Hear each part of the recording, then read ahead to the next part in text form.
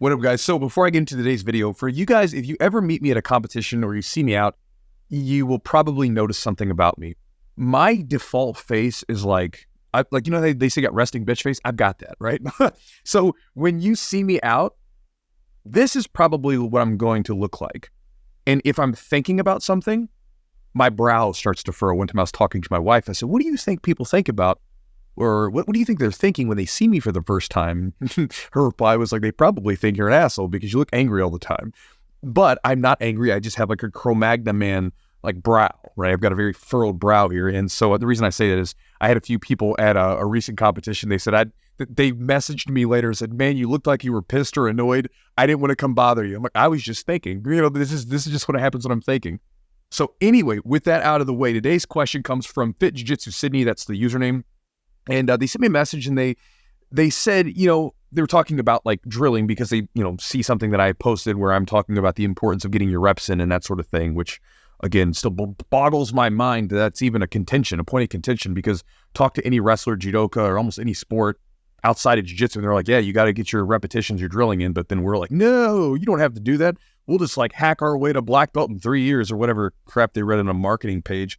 But he says, what do you think about John Danaher's opinion, saying that more reps doesn't always mean better technique, right? So basically saying, because I've heard that John Danaher says, you know, you can drill all you want to. It doesn't mean that it's always going to make your technique better. And I agree with him, FitJiuJitsuSydney. So it is important, right? So again, like, let's talk about this because this is an important distinction. You can go through the motions, right? You can just slop it up and put no thought into it. And I don't think it's necessarily going to make your technique better. Right? There's actually some studies they've done where, where is the book? I don't have it right here, but one of the books that I have here, they talk about a study that they did with swimmers. I've mentioned it before, and they were talking about other people and other modalities in sports and creative activities. And one of the things that they noticed that separated the good from some of the great people in their space was what was going on in their noggins when they were doing their movements, their repetitions, right? Repetitions that they've done thousands of times. One of the things that they noticed is that the people that were great were being very thoughtful. They were very in tune with what they were doing, right? Like with the swimmers, the swimmer was trying to get a feel for how every stroke felt. The people that were playing the violin, they were thinking about how everything felt. They were getting in tune and being very focused in that time. When they talked to the people that were good, they were getting their repetitions in sure, but they were just sort of thinking about whatever else they wanted to, right? Well, I've done this a million times. They're swimming. What am I going to eat for lunch later on? The person that's playing the violin, they're just playing it, right? They're not really focused on it.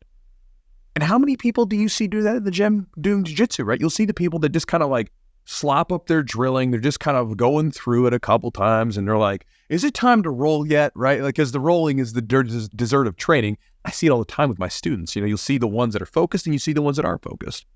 The rub or the difficulty with doing drilling this way, it's exhausting mentally. You can't do it for very long, right? So like when I'm getting ready for competitions or when I'm trying to add something new, I'll typically, you know, get a student who will come in during a non-class time and I'll drill. And again, when we're drilling, it's like I'm super focused and intense. And again, there's not a lot of talk. It's just like getting the reps in over and over again and being very thoughtful about it and being very focused.